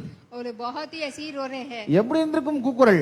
तो देखिए वो आवाज कैसा रहेगा। தேவனுக்கு ஒரே அவமானமா இருந்திருக்கும். तो परमेश्वर को कैसा हुआ என்னடா होगा। இவனுங்க சின்ன பசங்க மாதிரி அழுகுறானுங்களேன்ட்டு. वो लोग परमेश्वर सोचेंगे छोटे बच्चे लोग रो रहे हैं करके, நைட்டு ஃபுல்லா அழுகுறாங்க, रात भर रो रहे हैं। யோசிக்கிறாங்க, ये लोग सोच रहे हैं, இவங்க எல்லாம் ஞானவான்கள் மாதிரி பேசுறாங்க. ये लोग सब एकदम ज्ञानी की तरह बात कर रहे हैं। இங்க என்ன பிரச்சனை, அவங்க மூல அறிவில தங்களுடைய அனுபவத்துல அதை பார்க்கிறார்கள். वो लोग आके यहाँ पे क्या परेशानी है, वो लोग अपने आंखों से देख रहे हैं। அவங்களுடைய மூல அறிவு சொல்லுது நான் வெட்டுக்கிளி, वो लोग आके उनका जो दिमाग क्या कहता है कि அவங்க वो कीड़ा- பலவான்களா இருக்கிறாங்க. वो लोग कीड़ा के समान है। அவங்க மூல அறிவு சொல்லுது என்னால பண்ண முடியாது, अब उनका दिमाग क्या कहता है वो कर नहीं सकते। அந்த மூல அறிவு சொல்லுது இதை செய்ய முடியாது. अब उनका दिमाग क्या कहता है ये नहीं कर सकते। அவர்களுடைய மூல அறிவு சொல்லுது ரொம்ப கஷ்டம். उनका दिमाग कहता है बहुत मुश्किल है। நான் என்ன சொல்றேன்னா அந்த மூளையை ஒரு மூலையில கட்டி வை. मैं क्या कह रहा हूँ, उस दिमाग को एक कोने में रख दो தேவனுடைய வார்த்தை இருதயத்துல வை. और परमेश्वर के वचन को हृदय में தேவனுடைய रखो வார்த்தையை வாயில வை. और अपने हृदय में मुंह में भी நான் रखो। போவேன், मैं जाऊंगा, நான் உடனே போவேன். मैं जरूर जाऊंगा। தேவன் என்னோட கூட இருக்கிறார். परमेश्वर मेरे நான் साथ அவளை है। ஜெயிப்பேன். मैं उसको எனக்கு जीतूंगा। விரோதமா யாரும் நிற்க முடியாது. मेरे सामने कोई खड़ा नहीं हो सकता है ஏனென்றால் இவர்கள் பாக்கியவான்கள். क्योंकि हम लोग सब भाग्यवान हैं। ஆமென். आमीन। அப்பேற்பட்ட ஜனங்கள் தான் நாம். वैसे लोग ही हम लोग हैं। அதனால முடியாது, கஷ்டம் அது மாதிரி சொல்லாதீங்க. इसीलिए मुझसे नहीं होगा, मुश्किल है, ऐसे बातें इस्तेमाल मत कीजिए। அது வந்து தேவனுக்கு பிரியமா இருக்காது. ये परमेश्वर को बिल्कुल पसंद नहीं है। இப்படியே அவங்க தொடர்ந்து அழுகுறாங்க. अब ऐसे ही इस्राएल के लोग एकदम रोते रहते हैं। இரண்டாம் வசனம், இஸ்ரவேல் புத்திரர் எல்லாரும் மோசேக்கும் ஆரோனுக்கும் விரோதமாக முறுமுறுத்தார்கள். சபையர் எல்லாரும் அவர்களை நோக்கி எகிப்து தேசத்திலே செத்து போனோமானால் நலமாயிருக்கும், இந்த வனாந்தரத்தில் நாங்கள் செத்து போனால் நலம். अब यहाँ पे सारी इस्राएल मूसा और हारून के पार रखे बुड़बुड़ाने लगे और सारी मंडली उनसे कहने लगी, भला होता कि हम मिस्र ही में मर जाते और यहाँ जंगल में मरने आए हैं। நான் என்ன சொல்றேன்னா, நான் எகிப்தில இருந்திருப்போம்பா, देखिए वो लोग कहाँ पे थे, அங்கே செத்து போயிருப்போம். हम लोग वहाँ पे ही इजिप्ट में எங்களே मरे கொண்டு होते। வந்தீர். आप क्यों यहाँ लेके आए? வார்த்தைகளை நல்லா நோட் பண்ணுங்க. या, आप वो बोलने वाले बात को अच्छे से ध्यान से देखिए। என்ன சொல்றாங்க? वो लोग क्या बोलते हैं, எகிப்திலே செத்து போனோமால் हम लोग इजिप्ट में मरे होते நலமாயிருக்கும், अच्छा होता, இந்த வனாந்தரத்தில் நாங்கள் செத்தாலும் நலம். इस जंगल में ही मर जाते। வார்த்தை பாத்தீங்களா? वचन को आप देखिए कैसा बोल रहे हैं। 4ஆம் வசனம் வாசிக்கிற, பின்பார்கள் நாம் ஒரு தலைவனை ஏற்படுத்தி கொண்டு எகிப்துக்கு திரும்பி போவோம் வாருங்கள் என்று சொல்லி ஒருவரோடு சொல்லிக் கொண்டார்கள். சொல்றாங்க வாயை திறந்து. 4 वचन में देखिए, फिर वे आपस में कहने लगे, आओ हम किसी को अपने प्रधान बना लें और मिस्र को लौट चलें। அப்போ மோசே ஆரோனும் ஜனங்களுக்கு முன்பாக முகம் குப்புற விழுந்து கிடக்குறாங்க. तब मूसा और हारून इस्राएल की मंडली के सामने मुंह के बल गिर गए। பாருங்க, ரெண்டே பேரு देखिए ये 2 लोग हैं। தேசத்தை சுற்றி பார்த்தவர்களில் நூனின் குமாரனாகிய யோசுவாவும் எப்புன்னேயின் குமாரனாகிய கேலபும் தங்களின் வஸ்திரங்களை கிழித்து கொண்டு, यहाँ पे और नून के पुत्र योहोश और योपोन के पुत्र कालेब जो देश के भेद लेने वाले में से थे, अपने वस्त्र को फाड़कर இஸ்ரவேல் புத்திரின் சமஸ்த சபையும் நோக்கி, நாங்கள் போய் சுற்றி பார்த்த தேசம், அதாவது சுற்றி பார்த்து சோதித்த தேசம் மகா நல்ல தேசம். इस्राएल की सारी मंडली से कहने लगे, जिस देश के भेद लेने को हम इधर उधर घूम कर आए हैं वे अत्यंत उत्तम देश है। கர்த்தர் நம்மேல் பிரியமா இருக்கிறார். यदि हम यहोवा से प्रसन्न அந்த हो தேசத்திலே நம்மை கொண்டு போய் பாலும் தேனும் ஓடுகிற அந்த தேசத்தை நமக்கு கொடுப்பார். तो हमको उस देश में जिसमें दूध और मधु की धाराएं बहती है पहुंचाकर हमें देगा। கர்த்தருக்கு விரோதமாக மாத்திரம் கலகம் பண்ணாதீர்கள். केवल इतना ही करो कि तुम यहोवा के विरुद्ध भला ना करो அந்த தேசத்தின் ஜனங்களுக்கு நீங்கள் பயப்பட வேண்டியதில்லை. और ना उस देश के लोगों से डरो, அவர்கள் நமக்கு இரையாவார்கள். क्योंकि वे हमारी रोटी ठहरेंगे। அவர்களை காத்த நிழல் அவர்களை விட்டு விலகி போயிற்று. और उनके ऊपर से हट गया। கர்த்தர் நம்மோடு இருக்கிறார், அவருக்கு பயப்பட வேண்டியதில்லை என்றார்கள். और यहोवा हमारे संग है, उनसे ना डरो। யோசுவாவும் கேலபும் சொல்றாங்க, பயப்பட வேண்டிய அவசியம் இல்ல. तो यहाँ पे योशुआ और कालेब बात करते हैं, தேவன் நம்மேல் பிரியமா இருக்கிறார். परमेश्वर हमसे प्रेम करते हैं, நிச்சயமா நம்மள அவங்களை ஜெயிக்க முடியும். हम लोग जरूर उनको जीत सकते हैं। இங்க 10 பேர் இவ்வளவு ஜனக்கூட்டங்கள் அழுது கொண்டிருக்கிறது. அதற்கு மாறாக யோசுவாவும் கேலபும் தேவனுடைய வார்த்தையை பேசுகிறார்கள். தேவன் யார் என்பதை அவர்கள் வெளிப்படுத்துகிறார்கள். यहाँ पे आके लोग, इसराइल के लोग आके बड़बड़ा के रोने लगते पाए। यहाँ पे योशुआ और कालेब आके ये परमेश्वर कौन है करके उनको बताते हैं। அதற்கு கர்த்தர் சொல்றார் பாருங்க, 11ஆம் வசனத்துல, கர்த்தர் மோசேயை நோக்கி, எது வரைக்கும் இந்த ஜனங்கள் எனக்கு கோபம் உண்டாக்குவார்கள், தங்களுக்குள்ளே நான் காட்டின சகல அடையாளங்களையும் அவர்கள் கண்டும் எது வரைக்கும் என்னை விசுவாசியாதிருப்பார்கள். 11 वचन में देखेंगे, तब यहोवा ने मूसा से कहा, वह लोग कब तक मेरी तिरस्कार करते रहेंगे और मेरे सब आश्चर्य कर्मों को देखने पर भी कब तक मुझ पर विश्वास ना करेंगे। தேவனே கேட்கிறார், எது வரைக்கும் இவங்க விசுவாசம் இல்லாத இருப்பாங்க. देखिए यहाँ पे परमेश्वर ही पूछ रहे हैं कि कब तक ये लोग मुझे विश्वास नहीं ஏன் இப்படி இருக்கிறாங்க? ये लोग क्यों ऐसे हैं, விசுவாசம் இல்லாத போல இருக்கிறாங்க. क्यों इनके पास विश्वास नहीं है, ஏன் அவருடைய வாழ்க்கையில விசுவாசம் உள்ள வார்த்தை இல்ல, தேவனுடைய வார்த்தை இல்ல? क्यों उनके जीवन में विश्वास का वचन नहीं है। அவங்க சொன்னாங்க இல்லையா, उन्होंने कहा था, இந்த வனாந்தரத்திலே நாங்கள் செத்தாலும் நலம்னு. उन्होंने कहा था ना, इसमें आके यहाँ पे मरने से भी अच्छा है। அந்த வார்த்தையின் அடிப்படையில் ஒரு சந்ததியே செத்து போச்சு வனாந்தரத்துல. देखिए उस वचन के अनुसार वहाँ पे एक वंशी मर गया था उस जंगल में। நீங்க நினைக்கலாம் இது தேவன் செஞ்சாரு, இல்ல. आप आप लोग सोचते होंगे कि एक काम परमेश्वर ने किया है, அவர்களே தன்னுடைய வாழ்க்கையில இப்பேற்பட்ட வார்த்தையை எடுத்து மரணத்துக்கு ஏதுவான வார்த்தையை அவர்கள் பேசிவிட்டார்கள். वो जनता खुद ही अपने मुंह से ऐसे बातें कर कर उस वंश को ले नाश लेके आए थे। நீதிமொழிகள் 18:21 சொல்லுகிறது, மரணமும் ஜீவனும் நாவின் அதிகாரத்தில் இருக்கிறது, அதில் பிரியப்படுகிறவர்கள் அதன் கனியை புசிப்பார்கள். नीति वचन साफ साफ कहता है कि मौत और जीवन आपके जीभ में ही है, और जो कोई उसका इस्तेमाल करता है उसका फल वो खाएगा। நம்ம அதிகாரம் பெற்றிருக்கிறோம், हम लोग अधिकार पाए वाले लोग हैं, அதனால தான் வார்த்தையை பார்த்து பேசுங்கள். इसीलिए जो कुछ भी बोलते हैं देख के बोलना है। ஒருபோதும் மரணத்தை பேசாதீர்கள், कभी भी मौत के बारे में बात ना करें, ஆசீர்வாதத்தை பேசுங்கள், सिर्फ आशीर्वाद बात कीजिए, நன்மையை பேசுங்கள், अच्छाई बात कीजिए, கர்த்தருடைய வார்த்தையை பேசுங்கள். परमेश्वर के वचन को बात कीजिए। பேசலனா அமைதியா இருங்க, अगर बात नहीं करना है तो आराम से रहिए। கண்ட வார்த்தையை பேசாதீங்க. जो भी चीजें हैं जो नेगेटिव है उसको बात मत कीजिए। கர்த்தருடைய வார்த்தை நமக்கு ஒன்று கற்றுக் கொடுக்கிறது, परमेश्वर का वचन हमें ये सिखाता है, பேசினா கர்த்தருடைய வார்த்தையை மட்டும் பேச வேண்டும். अगर आपको बात करना है तो परमेश्वर का वचन को अकेले बात करना है, இல்லை என்றால் பரிசுத்த ஆவியுடைய அபிஷேகம் பண்ணப்பட்ட அந்நிய பாஷையை பேச வேண்டும். या तो फिर अन्य भाषा बात करना है। மூன்றாவது மிகப்பெரிய ஒரு ஆசீர்வாதம், வாயை மூடிட்டு அமைதியா இருக்கணும். और तीसरा जो बहुत बड़ा आशीर्वाद है, जो मुंह बंद करके शांत से रहना है। இது மூணையும் நம்ம கரெக்டா கடைபிடிக்கணும். और ये तीन आके एकदम आके आपको पालन करना है, இல்லனா மரணத்தை தோல்வி நீங்களே வர வச்சுப்பீங்க. नहीं तो आके जो भी हार है सब कुछ आप लोग को ही भुगतना है। உங்களுக்கு எல்லாம் தெரியும், ये सब कुछ आपको पता है। யோசுவா என்ற மனுஷன் இருந்தாரு, योशुआ करके एक नाम मनुष्य था। எரிகோ கோட்டையை அவங்க ஜெயிக்க போறாங்க. अब एरिगो का जो दीवार है उसको तोड़ना है। அவங்க என்ன பண்ணாங்க தெரியுமா? वो लोग क्या किया है पता आपको? 6 நாள் அமைதியா இருந்தாங்க. वो लोग 6 दिन चुपचाप से थे। ஏன் தேவன் அவங்களை அமைதியா வச்சாரு? क्यों परमेश्वर ने उनको शांत रहने के लिए மரணத்தை பேசியிருப்பான். वो लोग आके क्यों पता नहीं तो ஏங்கப்பா யோசுவா இவ்வளோ பெரிய செவுரா எப்படிடா விழும் இது? तो वो लोग बात करेंगे, अरे बाप रे इतना बड़ा दीवार कैसे तोड़ेंगे। இப்படி பேசினாச்சுங்க செவுரு விழுந்திருக்காது. अगर ऐसे बात किए होते जरूर वो दीवार गिरा नहीं होता। ஒரு மிகப்பெரிய ஆசீர்வாதமான ஒரு காரியத்தை தேவன் அவர்களுக்கு வச்சாரு. वहाँ पे एक बहुत बड़ा आशीर्वाद परमेश्वर ने वहाँ पे रखा था। அமைதியா போடா, ஒரு 6 நாள் சுத்துறா அமைதியா. वो लोग 6 दिन एकदम चुपचाप घूमते रहे। 7ஆவது நாள் எக்காலங்களை ஊதுங்கள், अब 7वें दिन आके उनको आके कालम को बजाना है, ஆர்ப்பரியுங்கள். और उन लोग को आके आराधना करना है, வேற எதுவும் பண்ணல. और कुछ भी नहीं किया। அதே போலதான் बिल्कुल उसी तरह से இன்றைக்கு நம்ம ரட்சிக்கப்பட்டிருக்கிறோம். हम लोग उद्धार पाए हैं। இயேசு நமக்காக ரத்தத்தை சிந்தி இருக்கிறார், यीशु मसीह ने हमारे लहू बहाया நம்மளை है, விலைக்கிரயம் கொடுத்து வாங்கி இருக்கிறார். और हमारे लिए आके सब कुछ लेके நாம் दिया है। தேவனுடைய வார்த்தையை மட்டும் பேச வேண்டும். हम लोग सिर्फ परमेश्वर के वचन को बात करना है। எவ்வளவு பெரிய பிரச்சனை வந்தாலும் சரி, क्यों ना है வாய் திறந்து சொல்லுங்க, எளிதா ஜெயிப்பேன். या मुक्त है। வேதம் சொல்லுவது, இயேசுவே கொடுத்தவர் மற்றவர்களை அருளாதிருப்பது எப்படி? अब यहाँ पे वचन कहता है यीशु मसीह ने ही आके दिया है। நீங்க சொல்லுங்க, இயேசுவை கொடுத்தார் சுகத்தை கொடுப்பார், இயேசுவை கொடுத்தார் சமாதானத்தை கொடுப்பார். आप लोग बोलेंगे यीशु मसीह आके मुझे चंगाई देगा, मुझे आशीर्वाद देगा। இயேசுவை கொடுத்த தேவன் எல்லாவற்றையும் நமக்கு கொடுப்பார். परमेश्वर ने जो यीशु मसीह को हमें दिया है सब कुछ हमको देगा। அதற்கு உங்களுடைய எண்ணங்கள், உங்களுடைய வார்த்தை, உங்களுடைய இருதயம் ரொம்ப விலையேற பெற்றதா இருக்கிறது. और ये आपके हृदय में आके इसके अलावा और कुछ नहीं होना है। உங்களுடைய இருதயத்துல வாயில தேவனுடைய வார்த்தை மாத்திரம் வையுங்கள். आपके हृदय में और आपके मुंह में परमेश्वर के वचन को केवल रखिए। பரிசுத்த ஆவியானவர் உங்களோட கூட இருக்கிறார்.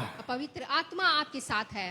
பரிசுத்த ஆவியானுடைய அந்த வல்லமை நீங்கள் ரிலீஸ் பண்ண வேண்டும் என்றால், आपको अगर पवित्र आत्मा को सामर्थ्य को बाहर लेके आना है तो தேவனுடைய வார்த்தையை நீங்கள் பரிசுத்த ஆவியானவருக்கு நீங்கள் கொடுக்க வேண்டும்.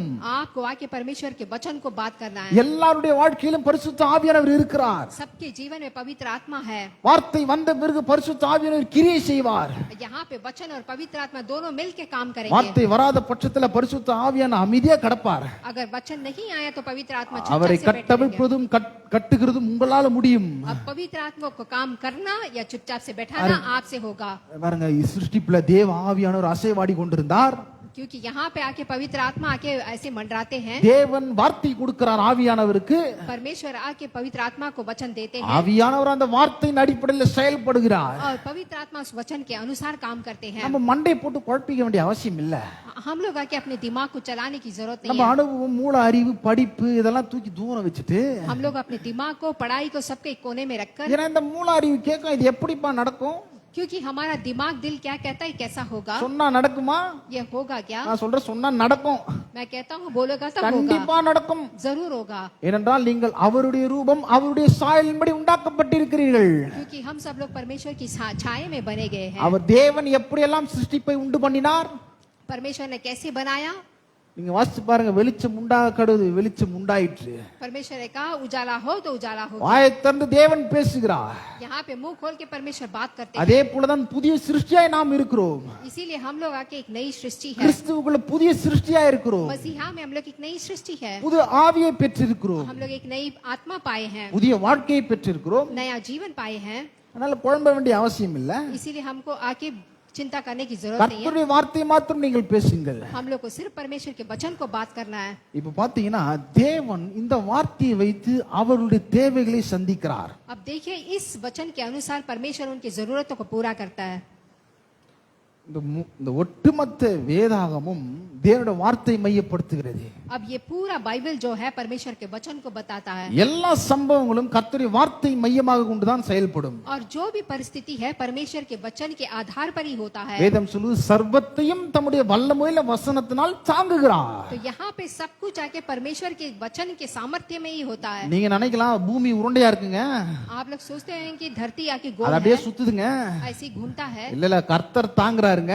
पर ऐसा नहीं है। परमेश्वर उसको இல்லனா पकड़े हैं, உருண்டை வந்து உருண்டி ஓடி இருக்கும். नहीं तो वो जो गोल आके कहीं घूम के भाग जाएगा। கர்த்தர் தாங்குகிறார். परमेश्वर उसको संभाल के எப்படி रखे हैं। தாங்குகிறார்? தம்முடைய வல்லமையில வசனத்தினால் தாங்குகிறார். कैसे संभालते हैं? अपने सामर्थ्य वचन से। உங்களுடைய வாழ்க்கையும் அப்படிதான் தாங்குகிறார். அவருடைய வல்லமையில வார்த்தையினால் உங்களுடைய வாழ்க்கையை தாங்குகிறார். और आप सबके जीवन को भी परमेश्वर उस सामर्थ्य वचन से ही संभालते हैं। அதனால இந்த நாக்கு கர்த்தருடைய வார்த்தையில ரொம்ப முக்கியம். इसीलिए हमारे जीव में जो वचन है बहुत मुख्य है। பாருங்க, கர்த்தருடைய வார்த்தை தேவைகளை சந்திக்கிறதா இருக்குது. अब परमेश्वर का वचन है हमारी जरूरतों को पूरा करता है। இஸ்ரவேல் ஜனங்கள் வனாந்திரத்துல வராங்க. अब इसराइल के जनता आके यहाँ पे जंगल में भटकते हैं। அவங்களுக்கு இந்த மன்னா சாப்பிட்டு போர் அடிச்சிச்சு. अब ये मन्ना खा के उनको एकदम बोर हो गया है। அவங்க கேக்குறாங்க, எங்களுக்கு கறி வேணும், अब वो कहते हैं कि मुझे मीट मछली चाहिए, KFC வேணும், मुझे आके ऐसे KFC डेट्स चाहिए, KFC KFC चाहिए, 5 ஸ்டார், KFC 5 स्टार ऐसे कुछ grill चाहिए, chicken வேணும், ग्रिल चिकन चाहिए, தந்தூரி வேணும், तंदूरी चाहिए, காடை ஃப்ரை வேண்டும். और ऐसे फ्राई वगैरह चाहिए। இதெல்லாம் எங்க வனாந்திரத்துல கேக்குறாங்க. और ये सब लोग कहाँ मांगते हैं? जंगल में मांगते हैं। தேவன் அவர்களை அற்புதமா நடத்துகிறார். परमेश्वर वहाँ अद्भुत रीति से उनको चलाते हैं। கறிக்காக அசிங்கமா அழுகுறாங்க. वो लोग मीट मांग के रोते हैं, मुझे मीट खाना है करके। என்னாகமம் 11ஆம் அதிகாரம் 4ஆம் வசனம். और गिनती की किताब आके 11वीं अध्याय में देखेंगे 4वां वचन। பின்பு அவர்களுக்குள் இருந்த பல சாதாரண அந்நிய ஜனங்கள் மிகுந்த இச்சை உள்ளவர்களானார்கள். இஸ்ரவேல் புத்திரும் திரும்ப அழுது, நமக்கு இறைச்சியை புசிக்க கொடுப்பவர்கள் யார்? तो यहाँ पे आके फिर उन्होंने आके माली जुली भीड़ के साथ थी, ये कुकुमार करने लगे कि ये इस्राएल भी फिर सुना और कहने लगा हमें मांस खाने की कौद देगा। என்ன பண்றாங்க? அழுகுறாங்க. तो यहाँ पे देखेंगे तो रोते हैं। நான் எகிப்திலே கிரைமெல்லாம் சாப்பிட்ட மச்சங்களையும் வெள்ளரி காய்களையும் கொம்மட்டி காய்களையும் கீரைகளையும் வெங்காயங்களையும் வெள்ளை பூண்டுகளையும் நினைக்கிறோம்.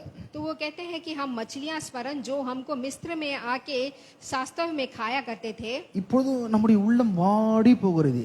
और अभी आके उनको बहुत ही आके वो हो गया है, खा இந்த नहीं पा रहे। இந்த மன்னாவை தவிர நம்முடைய கண்களுக்கு முன்பாக வேறு ஒன்றும் இல்லை என்று சொல்றாங்க. यहाँ पे आके मन्ना को छोड़ हमें और कुछ भी नहीं है। இவங்களெல்லாம் பார்க்கும்போது எனக்கு ஒரு அவமானம் மாதிரி.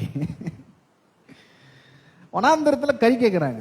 तो वो लोग आके इस जंगल में आके मांस मांगते हैं। அவங்களுக்கு மன்னா வந்து போர் அடிக்குதான். वो लोग कहते हैं मन्ना खा खा के बोर हो गया, உள்ளம் வாடி போகுதான். और उनका जो बहुत ही आके एकदम बोर हो गया खा खा के। அதனால போயிட்டு என்ன பண்றாங்க அப்படின்னா மோசே கிட்ட முறுமுறுக்குறாங்க. तो लोग एक दूसरे से मिलके एकदम बुड़बुड़ाने लगते हैं। பாருங்க 10ஆம் வசனம் வாசிக்கிறேன். 10वीं वचन पढ़ता हूँ। அந்தந்த வம்சங்களை சேர்ந்த ஜனங்கள் தங்கள் தங்கள் கூடார வாசலில் நின்று அழுகிறதை மோசே கேட்டான். और मूसा ने सब घरानों के आदमियों को अपने अपने डेरे के द्वार पर रोते सुना। இப்ப எப்படி இருக்குன்னா, உங்க ஏரியாக்கள்ல பல வீடுகள் இருக்கும் இல்லையா? अभी कैसा माने बहुत सारा घर है, பல வீடுகள் இருக்கு. बहुत सारा घर है. இப்போ எங்க ஏரியால ஒரு 100 வீடு இருக்குன்னு நினைச்சீங்களேன். आप रख लीजिए 300 घर है. 100 வீடுலயும் அந்த குடும்பம் 4 பேர், ஒரு குடும்பத்துல 4 பேர் வச்சுங்க. अब 100 घर है तो एक परिवार में 4 लोग है, रख लीजिए. மொத்த குடும்பமும் வாசல்ல வந்து அழுகுறாங்க. अब सारे परिवार आके यहाँ पे दरवाजा के सामने रोते எப்படி हैं. இருக்கு? உங்களுக்கு இரைச்சலா இருக்கு இல்லையா? तो कैसा रहेगा? आप सोच உங்களுக்கு लीजिए. இன்பமா இருக்குமா? आपको अच्छा இல்ல लगेगा இல்ல, क्या? இரைச்சலா இருக்கும். आपको बहुत गुस्सा आएगा. என்னடா இவனுங்க இப்படி அழுகுறாங்க? तो कैसा ये लोग क्यों ऐसा रो रहे लगेगा? அந்த போலதான் தேவனுக்கு இருந்தது. वैसा ही परमेश्वर को भी था. ரொம்ப அழுகுறாங்க. वो लोग बहुत रोते हैं. மோசே பாருங்க, மோசேக்கு கோவம் வந்துச்சு. अब यहाँ मूसा को भी गुस्सा आ गया. ஆண்டவரே, நீ தான் இந்த ஜனங்களை கொடுத்தீங்க. अब मूसा कहता है परमेश्वर ये आपने ये நானா लोगों இவங்களை को दिया। பெத்தேன், मैंने थोड़ा इनको जन्म நானா दिया, இவங்களுக்கு பால் கொடுக்கறேன். मैं थोड़ा इनको दूध देता हूँ. அப்படிலாம் மோசே கேக்குறாரு. ये सब कुछ आके यहोवा को पूछता மோசேக்கு है. ரொம்ப கோவம் வந்துச்சு. मूसा को बहुत गुस्सा आ गया. கர்த்தர் சொல்றாரு, "பா, நாளைக்கு நீங்க கறி சாப்பிட போறீங்க, பரிசுத்தம் பண்ணுங்கள் உங்களை" அப்படின்றாரு. तो वह परमेश्वर कहते हैं कल तुम लोग मांस खाने वाले हो. அதுக்கு பாருங்க, மோசே சொல்றாரு, "ஐயோ ஆண்டவரே, இது எப்படி ஆகும்?" अब मूसा कहता है परमेश्वर ये कैसा होगा? 21ஆம் வசனம் சொல்றா பாருங்க. அதற்கு மோசே, "என்னோடு இருக்கிற காலாட்கள் 6,00,000 பேர் ஒரு மாதம் முழுவதும் புசிக்கும்படி அவர்களுக்கு இறைச்சி கொடுப்பேன் என்று சொன்னீரே, ஆடு மாடுகளை அவர்களுக்காக அடித்தாலும் அவர்களுக்கு போதுமா, சமுத்திரத்தின் மச்சங்களையும் அவர்களுக்காக சேர்த்தாலும் அவர்களுக்கு போதுமா என்றான். तो यहाँ पे 21 में देखेंगे, फिर मूसा ने कहा कि जिन लोगों के बीच में मैं हूँ उनमें से 6 लाख से ज्यादा है, और तूने कहा है कि मैं उन्हें इतना मांस दूंगा कि वे महीना भर उसे खाते रहेंगे. மோசே அங்க மரியாள் சொன்னாங்க, எப்படி ஆகும்? अब यहाँ मूसा कहता है कैसा होगा? மோசே கேட்கிறாரு, இது எப்படி நடக்கும்? கரெக்டா தான் கேட்கிறாரு, எப்படி நடக்கும்? अब यहोवा को देख के मूसा पूछता है कैसा होगा? காலாட்கள்னா ராணுவ வீரர்கள் 6,00,000 பேர். यहाँ पे 6 लाख के लोग हैं. இவங்க ஆடு மாடு வச்சாலும் பத்தாது. यहाँ पे भेड़ बकरियां गाय बैल मारोगे तो नहीं होगा. ஏன் பத்தாதுன்னா, இவங்கெல்லாம் மோசமா சாப்பிடுற ஆட்கள் இவனுங்கெல்லாம். ये क्यों बस नहीं होगा? क्योंकि लोग बहुत ज्यादा खाते हैं. எவ்வளவு போட்டாலும் பத்தாது. ये लोग को कितना भी डालो बस नहीं பயங்கரமா होगा. தின்னக்கூடியவர்கள். बहुत ज्यादा खाते हैं लोग. சொல்லி கேளுப்பா, அவன் தீனி மாடுப்பா அப்படின்னாங்க பாத்தியா? हम लोग कहते हैं ना बहुत खाता है அந்த करके. மாதிரி ஆட்கள் இவங்கெல்லாம். हाँ, वो पेटू बोलते हैं ना वैसा. அப்ப 23ல கர்த்தர் சொல்றப்ப, அதற்கு கர்த்தர் மோசேயை நோக்கி, கர்த்தருடைய கை குறுகி இருக்கிறதோ, என் வார்த்தையின்படி நடக்குமோ நடவாது என்று நீ இப்பொழுது காண்பா என்றார். 23 में हम देखते यहोवा ने मूसा से कहा, क्या यहोवा के हाथ छोटा हो गया? अब तू देखेगा कि मेरे वचन जो मैंने तुझसे कहा है वह पूरा होता है कि नहीं. ஒரு நாள் 2 நாள் இல்ல, ஒரு மாசம் வரை சாப்பிடுறானுங்க காடை. देखिए 1-2 दिन नहीं है, पूरे 1 महीना खाया அவங்க उन्होंने. மூக்குல வந்து ரக்க வந்துச்சு.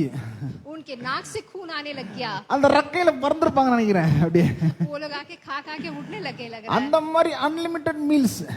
उतना अनलिमिटेड मांस खाया उन्होंने. எப்படி? कैसा हुआ होगा? கர்த்தருடைய வார்த்தையின்படி நான் செய்யறேன்றார் கர்த்தர். यहोवा कहता है कि मेरे वचन से होगा करके. ஒருவேளை குறைவு இருக்கலாம், आपके जीवन में कमी घटी होगी, கடன் பிரச்சனை இருக்கலாம், धार होगा, பணத்தை குறித்து மிகப்பெரிய ஒரு கேள்விக்குறி உங்களுக்கு இருக்கலாம். आपको पैसा देके एक बहुत बड़ा सवाल आपके दिल में होगा. நான் சொல்ற தேவனுடைய வார்த்தையின் அடிப்படையில் உங்கள் தேவைகள் சந்திக்கப்படும். ஒரு மாசம் அளவுக்கு நீங்கள் மீதம் மற்றவர்களுக்கு கொடுப்பீர்கள். मैं कहता हूँ कि परमेश्वर के वचन के अनुसार आपके जीवन में सब कुछ होगा, और पूरे 1 महीने तक आप खाते पीते रहोगे. செய்யறது அவர் வேலைங்க. करना वाला काम यहोवा का है. நம்மளுக்கு மிகப்பெரிய வேலையை கொடுத்திருக்கிறார் தெரியுமா?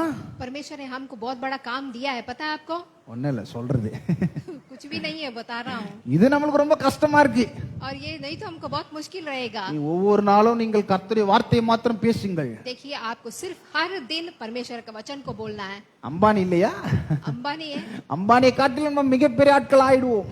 अंबानी से भी बहुत बड़े हो जाएंगे हम நம்ம लोग. தேவன் வானத்தையும் பூமியும் உடைய தேவன். क्योंकि परमेश्वर ने स्वर्ग और धरती उनका है, எல்லா மகிமையும் அவருடையது. और सारा सामर्थ्य उनका है. அதில் உள்ள பொருட்கள் எல்லாம் அவருடையது. सब कुछ उन्हीं का है. அந்த தேவன் தான் என்னுடைய அப்பாவா இருக்கிறார். वो परमेश्वर ही आपके पिता है. அவருடைய சொத்து என்னுடைய சொத்தா இருக்கிறது. उनका जो भी धन दौलत है वो मेरा है. எல்லாம் என்னுடையதா இருக்கிறது. वो सब कुछ मेरा है. நம்முடைய ஆட்டிடியூட் மாறிடணும். हम लोग का एटीट्यूड एकदम बदल जाना है. நம்ம என்ன நினைக்கிறோம், கையில இல்ல, பர்ஸ்ல இல்ல, அக்கவுண்ட்ல இல்ல, ஜிபேல இல்ல, அந்த மாதிரி நினைச்சுன்னு இருக்கிறான். हम लोग क्या सोचते हैं, हाथ पे नहीं है, जॉब में नहीं है, जीपे में नहीं है. அந்த மாதிரி சூழ்நிலைக்கு பேதுருன்ற மனுஷனுக்கு வந்தது. आपको ऐसा एक परिस्थिति नहीं आना. போட்ல ஒண்ணுமே இல்ல. अब पतरुस को देखिए, बोट में कुछ भी नहीं था. कुछ भी नगी. कुछ भी नहीं था. नगी. नहीं. போட்ல நகி, बोट में नहीं है, வலையில நகி, और झाल में भी नहीं है, பாக்கெட்ல நகி, पैकेट में नहीं है, எதுலயுமே நகி, किसी में भी नहीं है, எதுலயுமே இல்ல. कुछ कुछ भी नहीं है। அப்ப பேதுருக்கு என்ன வருதுன்னா கர்த்தருடைய வார்த்தை வருகிறது. यहाँ पे पत्रुस को आके परमेश्वर का वचन आता है। பேதுரு இங்க வெறுமையா இருக்கிறாரு. यहाँ पे पत्रुस एकदम खाली है। பேதுரு கிட்ட எதுவுமே கிடையாது. पत्रुस के पास कुछ भी नहीं है। பேதுரு பாருங்க அனுபவம் வாய்ந்த மனுஷன்.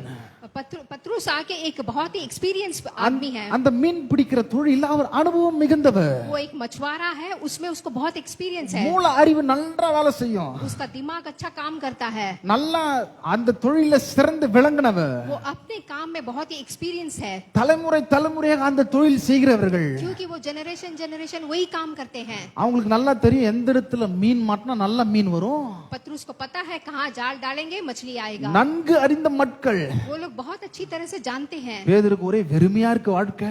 और ये पत्रुस का जीवन एकदम खाली है। இந்த தொழிலை நம்பி தான் அவங்களுடைய குடும்பம் இருக்கு. क्योंकि इस काम को रख के ही मेरा परिवार है। வெறுமையா இருக்கிறார் பேதுருங்க. और पत्रुस के पास कुछ भी नहीं है। பாக்கெட்ல எதுவுமே இல்ல. कुछ भी नहीं है उसके पास। வலை காலியா இருக்கு. सब कुछ जाल खाली है। படகு காலியா இருக்கு. बोट गाली है। யோசிக்கிறாரு. अब पत्रुस सोच रहा வீட்டுக்கு போணுமே. अब मैं क्या कहूँ। பொண்டாட்டி இருப்பாங்களே.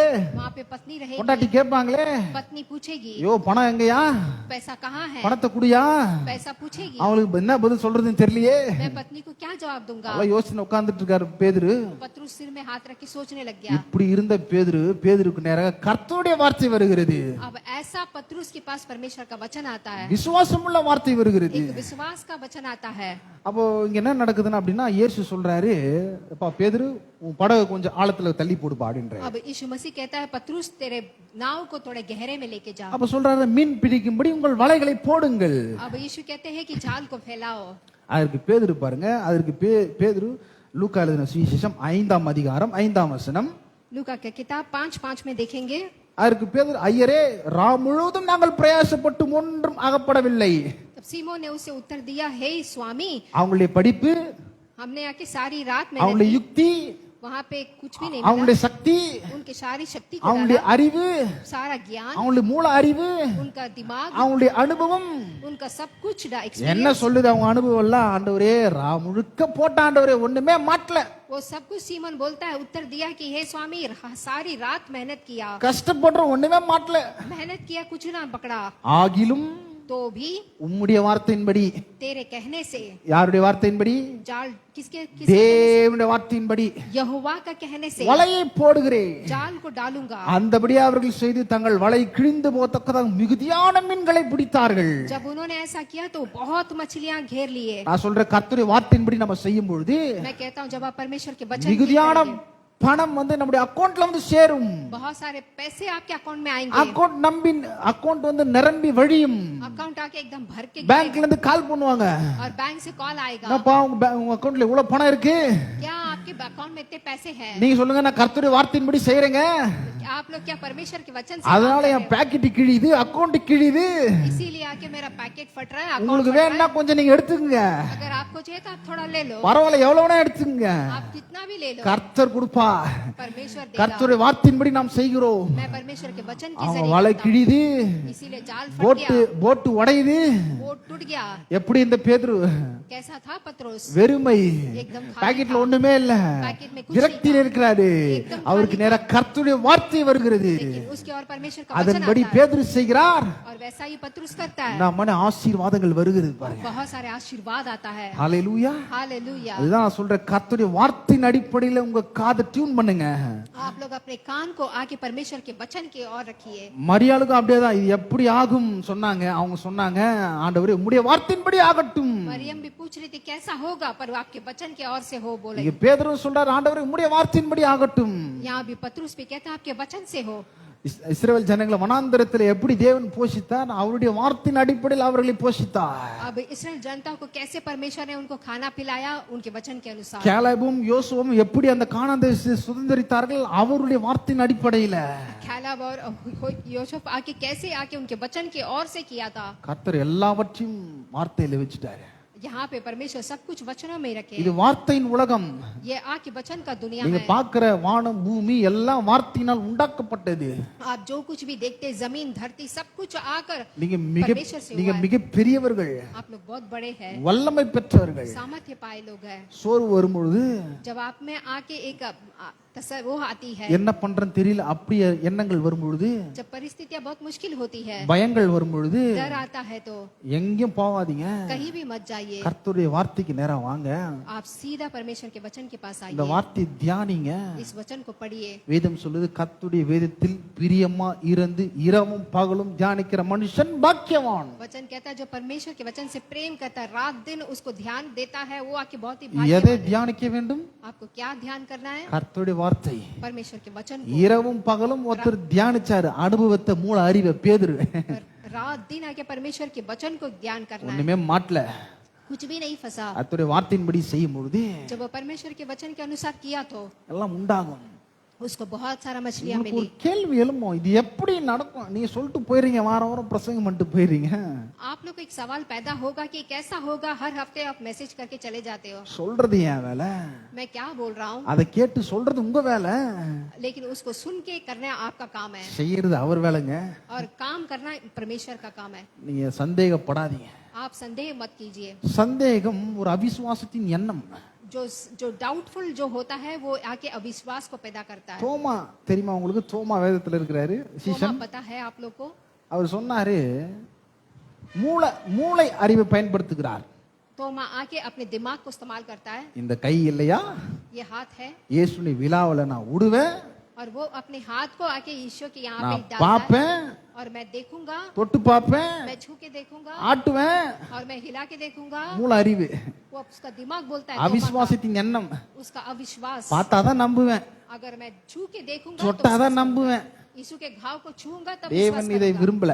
नहीं तो नहीं करूंगा। வாழ்க்கையில ஒருவேளை குறைவு இருக்கலாம். अगर हमारी जिंदगी में भले ही कमी घटी होगी, நீங்கள் நிறைவுக்கு வர வேண்டும் என்றால் தேவனுடைய வார்த்தை எடுத்து பேசுங்கள். अगर आपको संपूर्णता में आना है तो परमेश्वर के वचन को बात करना है। யோசுவாவுக்கு தேவன் ஒரு காரியத்தை கற்றுக் கொடுக்கிறார். यीशुआ को आके परमेश्वर ने एक काम सिखाया। யோசுவாவே நான் உன் கூட இருக்கிறேன். बोलते हैं यीशुआ मैं तेरे साथ हूँ। அதை நான் சொல்லிடுறேன். யோசுவா 1:8 मैं कहने वाला जोशुआ 1:8, அவர் சொல்றாரு, நான் உன் கூட இருக்கிறேன், मैं तेरे साथ हूँ, நான் உன்னை விட்டு போக மாட்டேன். मैं तेरे साथ से नहीं இந்த जाऊंगा। நியாயப்பிரமாண வார்த்தையின்படி செய். और ये न्याय இந்த प्रमाण நியாயப்பிரமாண வார்த்தை உன் வாயிலிருந்து பிரியாதிருப்பதாக. और ये वचन कभी भी आगे तेरे मुंह से कभी இரவும் भी பகலும் தியானி. नहीं, और रात दिन इसको ध्यान இந்த कर। வார்த்தையில செழிப்பு, விடுதலை, முன்னேற்றம், ஆரோக்கியம், சுகம், வெற்றி எல்லாம் இருக்கிறது. इस वचन में हर प्रकार का आशीर्वाद आके इसमें है। ஆமென். आमीन। நான் சொல்றேன், கர்த்தருடைய வார்த்தையை மட்டும் நீங்கள் எடுங்க. मैं कहता हूँ आप सिर्फ परमेश्वर के वचन को लीजिए। உங்க காது விலையேற பெற்றது. आपका कान बहुमूल्य है। இங்கிருந்து போகும்போதே சோதனை வரும். आज बाहर जाते ही आपको बोलना है, அவர் நல்லா சொன்னாரியா, आपको बोलना है। சும்மா கதை தான் விடுறேன்னு நினைக்கிறேன் அப்படின்லாம் சோதனை வரும். ऐसे ही चुपके से नहीं बोला। அது மாதிரி எண்ணங்கள் சோதனைக்கெல்லாம் உங்களுடைய காதுகளை விளக்குங்கள். जो भी अविश्वास की बातें आपके कान से दूर कीजिए। என்னதான் நடந்தாலும் கர்த்தருடைய வார்த்தை நம்மளுக்கு நிறைவேறும். कुछ भी हो परमेश्वर का वचन मेरे जीवन में पूरा होगा। வேதம் சொல்வது, வானமும் பூமியும் ஒழிந்து போனாலும் தேவனுடைய வார்த்தை ஒழிந்து போகாது. जमीन और आसमान आके चला जाएगा, खत्म हो जाएगा, लेकिन அப்படி परमेश्वर का ஒருவேளை वचन உலகமே அழிந்தாலும் தேவன் வேற உலகத்தை உண்டாக்கி அவருடைய வார்த்தை உங்களுக்காக நிறைவேற்றுவார். अगर भले ही ये दुनिया ही खत्म हो जाए, लेकिन एक और दुनिया बना के अपने वचन को आपके लिए पूरा करेंगे। இந்த இயேசுவே உங்களுக்கு சத்தியமா இருக்கிறார். ये यीशु ही आपके लिए सत्य है, இவரே வழியா இருக்கிறார். वही आपके लिए रास्ता है, இவரே உங்களுக்கு ஜீவனா वही இருக்கிறார். आपके लिए जीवन நான் है। சொல்றேன், இயேசுவும் வார்த்தையும் ஒன்று. मैं कहता हूँ यीशु मसीह और परमेश्वर का वचन एक है। வார்த்தைக்கு இடத்தை கொடுங்கள். आप वचन को अपने जीवन में जगह दीजिए, வாழ்க்கை ரொம்ப நல்லா இருக்கும். आपका जीवन बहुत अच्छा ஆமென். रहेगा। आमीन। நாம் யாரும் எழுந்து நிற்போம், खड़े हो जाएंगे, நாம் ஜெபிப்போம். प्रार्थना करेंगे। हालेलुया। पिता परमेश्वर, इस अद्भुत दिन के लिए हम आपका धन्यवाद करते हैं अब्बा। इस समय पे एक अच्छी पिता परमेश्वर एक शुभ समाचार हमें देने के लिए धन्यवाद अब्बा। आपके वचन को भले ही हमारे जीवन में कहीं भी मुसीबत क्यों ना आए पिता परमेश्वर, हम हमारे कान को आपके वचन को सुनने के लिए हमें मदद करें पिता परमेश्वर। अच्छी अच्छी बातें करने के लिए मदद करें पिता परमेश्वर। वचन को लेके घोषणा करने के लिए हमें मदद करें पिता परमेश्वर। वचन को घोषणा करके हमारे जीवन में जीत पाने के लिए आप मदद करें अब्बा। आए हुए हर एक भाइयों बहनों को आपके हाथ पे सौंपती हूँ, उनके घर परिवार को, खाना पानी को सौंपती हूँ। रोटी को आशीष कीजिए, उनकी कमाई को आशीष कीजिए अब्बा। उनको इस धूप कड़ी धूप में उनको संभाल के रखिए, उन्हें प्रोटेक्ट कीजिए, उन्हें आशीर्वाद कीजिए प्रभु। प्रभु के दास और उनकी पत्नी, उनके परिवार के लिए प्रार्थना करते हैं, उन्हें भी आशीष कीजिए और उन्हें उपयोग कीजिए पिता परमेश्वर। अब तक संभाला उसके लिए मैं धन्यवाद करती हूँ। सब कुछ यीशु मसीह के नाम से मांगती हूँ, सुन और ग्रहण कर, आमीन। ஆமென். நம்முடைய கர்த்தராகிய இயேசு கிறிஸ்துவின் கிருபையும் பிதாவாகிய தேவனுடைய அன்பும் பரிசுத்த ஆவியுடைய ஐக்கியமும் பாதுகாப்பும் இன்றும் என்றும் சதா காலங்களிலும் உங்களோடும் நம்முடைய குடும்பத்தோடும் என்றென்றும் இருப்பதாக. ஆமென். Thank you.